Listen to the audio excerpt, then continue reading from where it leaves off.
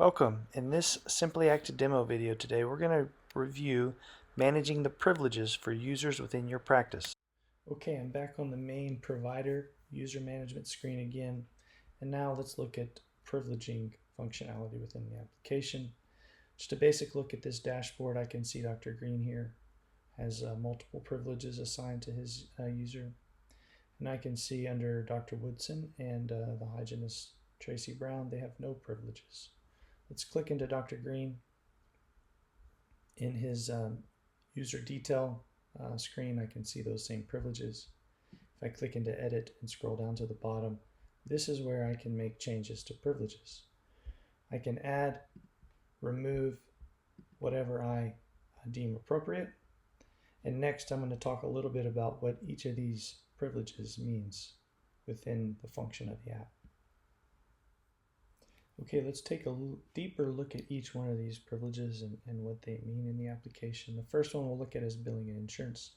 This privilege is meant for those users within the practice who are involved or responsible for the filing of insurance claims and billing purposes.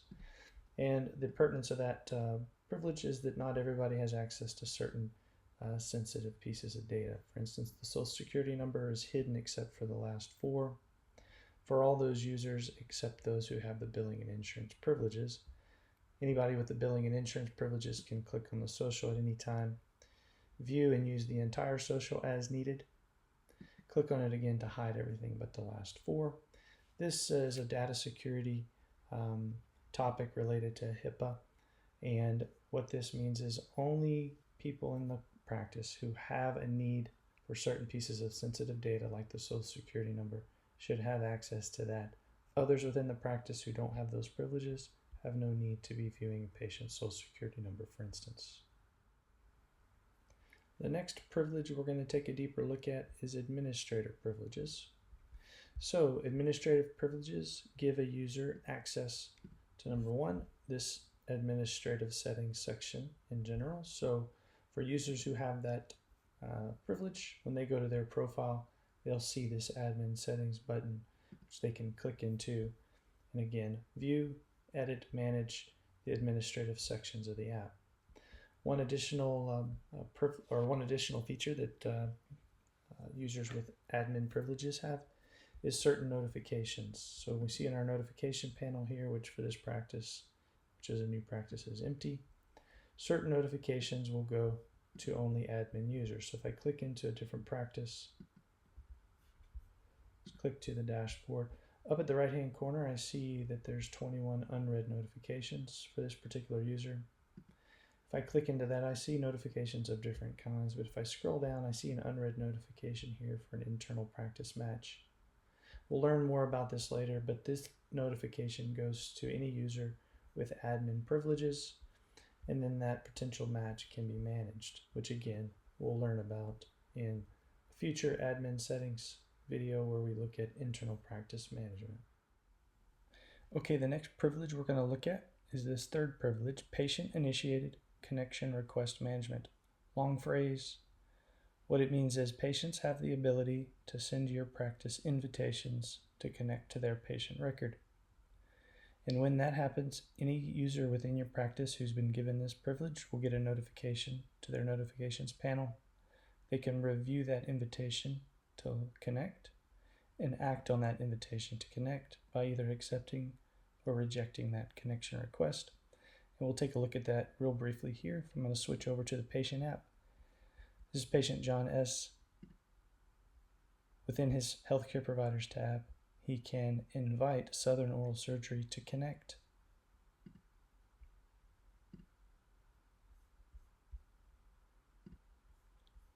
Southern Oral Surgery now receives that notification here. Let's go to our dashboard. They can then review this request by clicking on the request.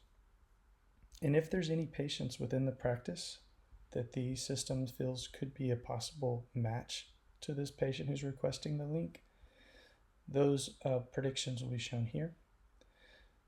And what's driving this is that the system finds a match, but the match between the data on the practice side and the patient side is not strong enough or not close enough that the the platform is going to allow for a connection to occur without you reviewing this request. And so patients or users with this privilege can review these requests. If there is a match, they can verify that that is indeed a match and accept and merge. Once that acceptance has been executed, those records will be merged and will be given access to any of John's information that he's entered on the patient side. Okay, the next privilege we're going to dig into is the fourth privilege here called Collaboration Request Management. Users in your practice that have this privilege will have the ability to help manage both incoming and outgoing collaboration requests, such as referrals, consultations, via being given access to the SimplySync inbox and outbox right here. So users who do not have this privilege will not see this icon and cannot get into this inbox. Users with this privilege do have access to that, so they can click into the SimplySync inbox, outbox, see any incoming referrals or collaboration management, such as this collaboration request for evaluation for removal of wisdom teeth sent by Dr. Smith of Hometown General Dentistry. And they can also see and help manage outgoing collaboration requests, such as this one sent by our practice, Dr. Green, to Hometown General Dentistry to evaluate the restorability of tooth 30. These can be clicked into and the user's taken to the care thread for that particular care sequence, and management can occur in collaboration with the collaborating practice. And on incoming requests, the user can click into that new request, review information about the request, and if deemed appropriate, accept the request, which will then give our practice access to that care thread referred over by one of our collaborating providers so that the treatment for this patient can be begun. We're given access to that patient's registration information from the other practice and any health history information that might be present.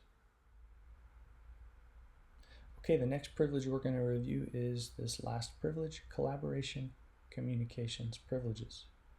So this privilege gives users access to communications around collaborations. So anytime a new collaboration request is sent into our practice from an outside practice, users with this privilege will receive an email outside of the platform simply letting them know that their practice has received a new collaboration request, such as a referral, etc. Upon entering the application, as long as they also have collaboration request management privileges, they'll see a notification on their SimplySync inbox directing their attention to the fact that there's a new incoming request. They can click into the inbox and manage that request. What this privilege allows us to do is it allows us to give access to some folks to the dashboard or the SimplySync inbox without them having to get the emails. So you can determine a referral coordinator or an administrator gets access to the emails to make sure we're not missing anything. But a provider may want to have access to the SimplySync inbox without getting those emails as well. So it allows us to refine how those communications are happening. Additionally, collaboration communication privileges. Users with that privilege will get notifications if and when, let's say, a patient such as John H. makes any sort of update to this care thread on their patient app. That user will get a notification. And if another practice decides to mention our practice in a thread, that user will get a notification as well, bringing their attention to a thread that another practice is trying to draw our attention to because of some new update or some new change or some piece of communication that they want us to look at. Okay, thanks for joining us today. That concludes our demo video on managing the privileges for users within your practice.